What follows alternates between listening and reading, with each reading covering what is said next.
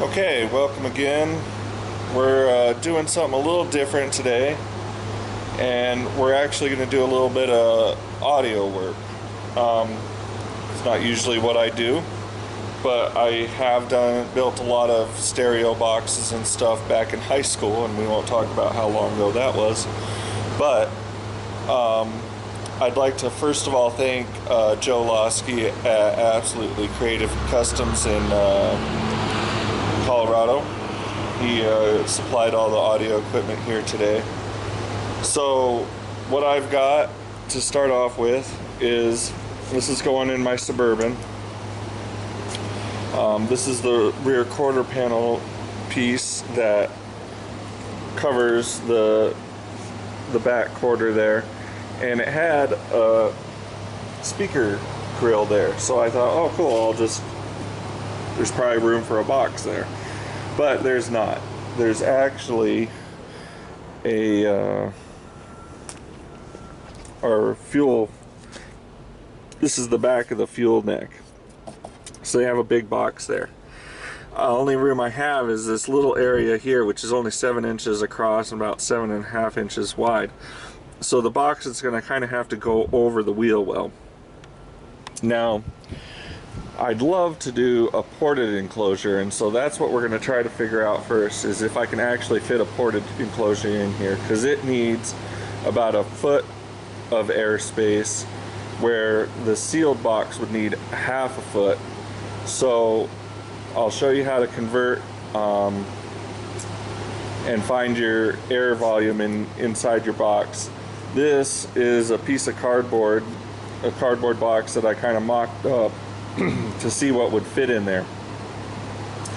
And so far that fits in there, but you can see this is really thin. By the time you got your 3/4 MDF in there, you're not dealing with much airspace there, but if that's what we need to get the airspace, that's what we need to do. So what I'm going to try to do is actually make it a little taller. The problem with that is we're actually going to come into this radius here. And so this exterior of this might actually end up being a stereo box, and we'll do some tricks to make it look right, you know, not just be a stereo box that we cut into this thing. So it's going to be interesting just because of the space I'm trying to put it in, and to actually get it to be correct for the sub. Our materials here are 3/4 MDF that I picked up at Lowe's. We have a jigsaw, a router, and a worm drive. The screws that I chose are these 1 5/8" drywall screws. Now, when you're using these drywall screws in the MDF, you're going to need to pre-drill it, and I like to countersink it too. So you'll pre-drill your hole for your screw and countersink it. If you don't pre-drill it, this MDF is actually dense enough to break the screws, so you'll start snapping screws. And then we'll also seal it up with like some liquid nails or some type of caulking in between, you know, as it goes together. We'll use the caulking to glue it down and then screw it together, and we'll go over all that. Anyways, that's the tools and materials that I plan to use to get this job done. Like I said, it's been a while, so we might have to use some other things. But first of all, we're going to try to figure out if we can actually build a ported enclosure in this.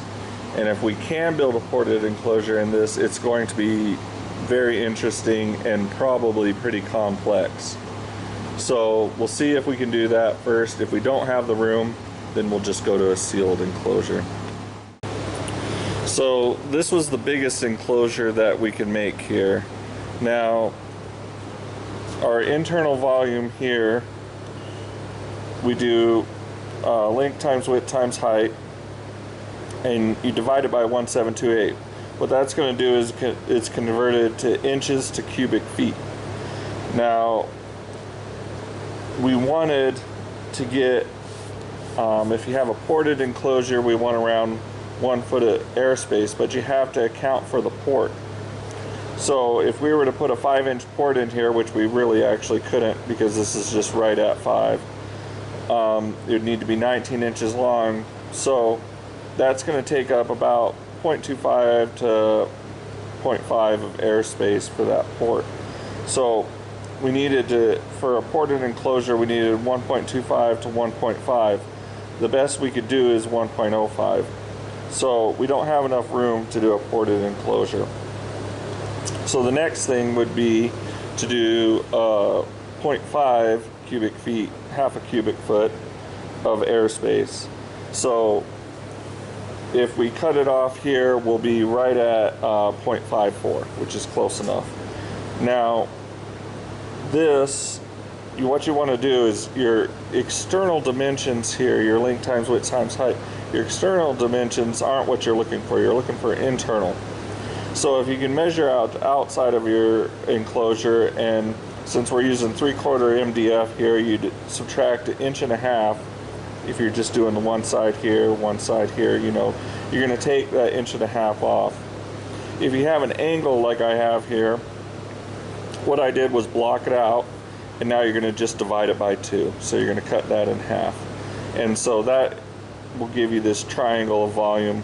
We had a rectangle of volume and another rectangle of volume, which is the 3 that I did here to come up with our half a cubic foot, which should be right for our deal. If you have any questions on that, or you need to see it a little better, JL Audio has a really nice little output of how to figure out airspace, and it's a nice little thing to look over and just be able to double check yourself or get your brain wrapped around this.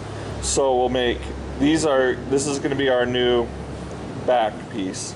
I have a drawing of the diameter of the sub just to make sure it's going to fit in our piece here. This is the external size of it.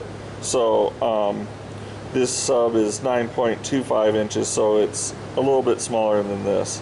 But this is our actual outer dimension of our sub, which is 10.5 inches. So a 10.5 inch sub, your inside is going to be smaller than 10, and your outside dimension is probably going to be bigger than 10. So don't think that just a 10-inch sub is just going to be 10 inches when you're building this kind of thing. So we're going to make 2 of these pieces, and then we're going to make our edges, and that will be our actual stereo box.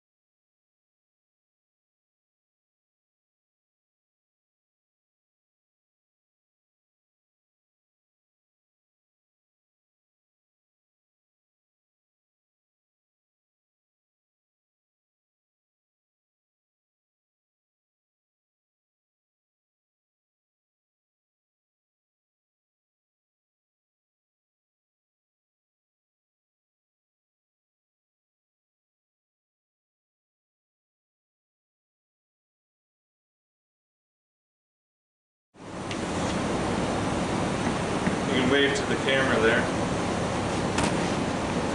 Hey, can you see me? No, God! No, God, please, no! No! No! No!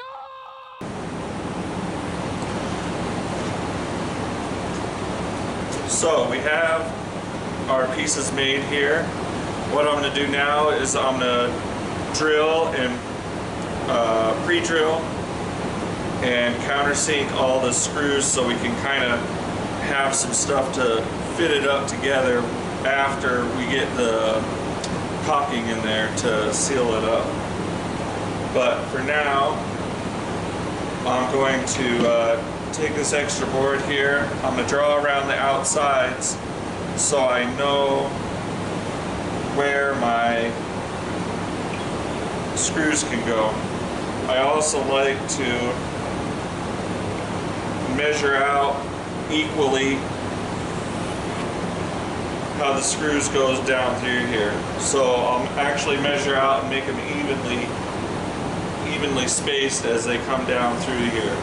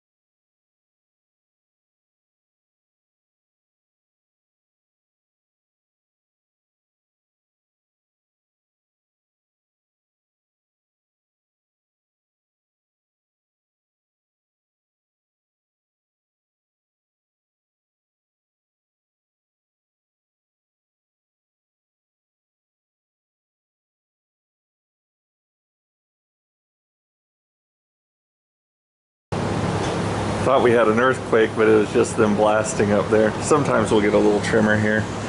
All right, let's see how this fits.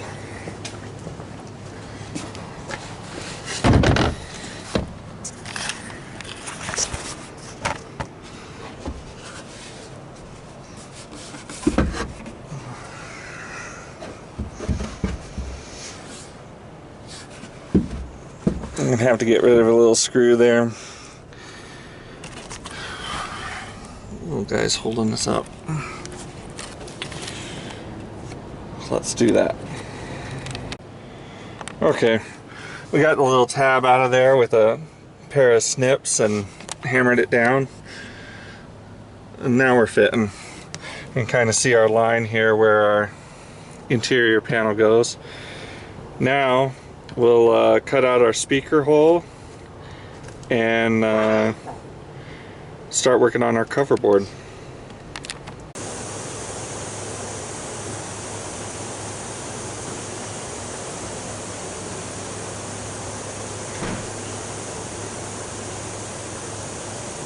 Okay, here's your pencil.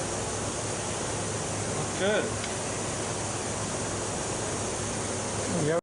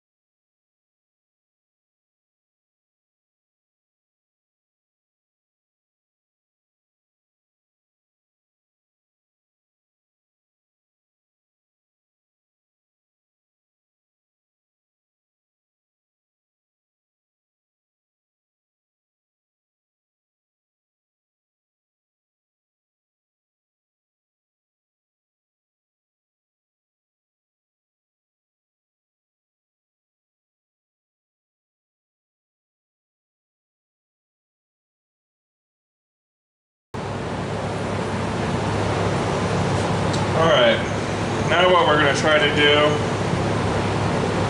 is figure out where this is going to be in comparison to our panel. Kind of made a mark here.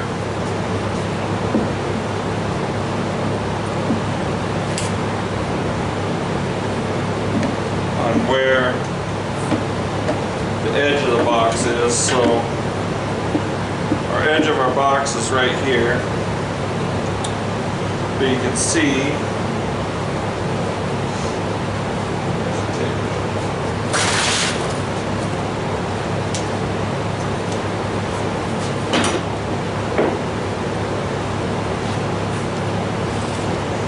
so our box ended up being 15 inches tall. Puts us right about here. So what I want to do here is I want to cut out this section and do a cover board that we're going to make look like this. Our speaker's going to be ending up in this area, and so that'll be kind of flush mounted in here, and then the cover board will be maybe routered right here, and then we'll router these lines in, and we'll also kind of router that edge to kind of give it that line there too, and maybe this guy here too. But somebody had cut a hole in the panel here. Our speaker isn't in our location that we can use it, so I'd like to make a new board here that kind of just finishes this out kind of nicely. If everything goes terrible, there's plenty of these Suburbans around to grab another one of these from though, although it's probably still be kind of an expensive piece. So if you are doing anything like this is a last resort. I really don't want to do this. What I'd love to have and what I plan to have was I was going to cut out these little holes in the speaker grill, and that was going to be it. Everything else was going to remain stock. But after I got the speaker here, I just realized that that's not going to work out. So we'll go ahead and start destroying this panel. We got a little cubby up here, so we'll have to work with that. And then we have cubbies on the top for different trays in here, and we'll have to work with that. So we're going to just kind of see how this goes. Don't really know exactly what's going to happen here and what we're going to end up with, but we're going to do something.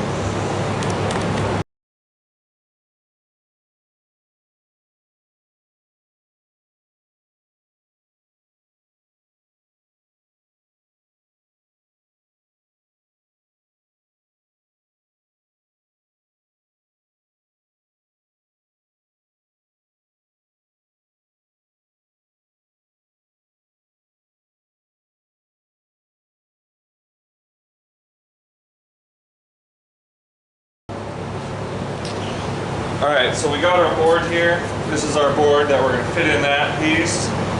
We set up a fence here for our router. We got our router set. We did a test run to make sure it looks like our lines. And so all we got to do now is run our router.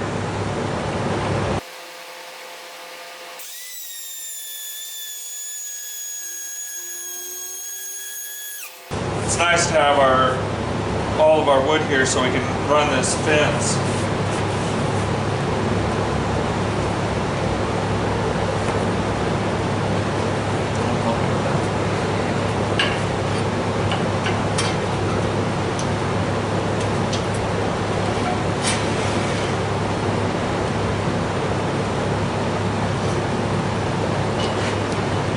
This router is 3 inches from the edge of the router face, so we're setting our fence 3 inches from our line that we want. Always double check.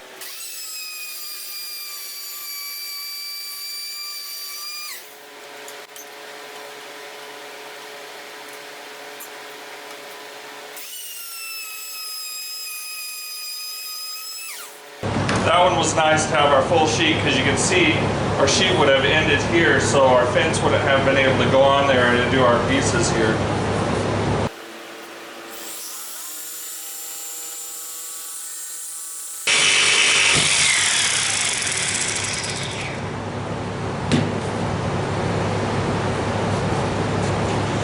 Whoops.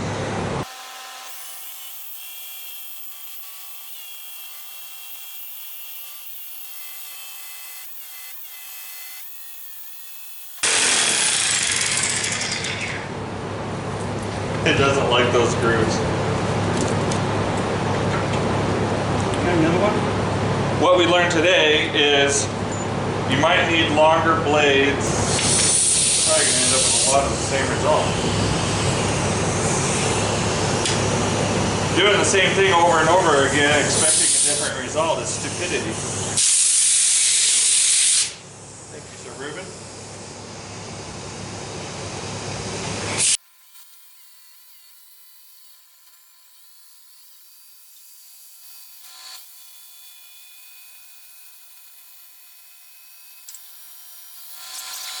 Alright, now we're just going to cut out our board and get it on our box. Alright, what we decided here was to make a little bracket that holds these flush.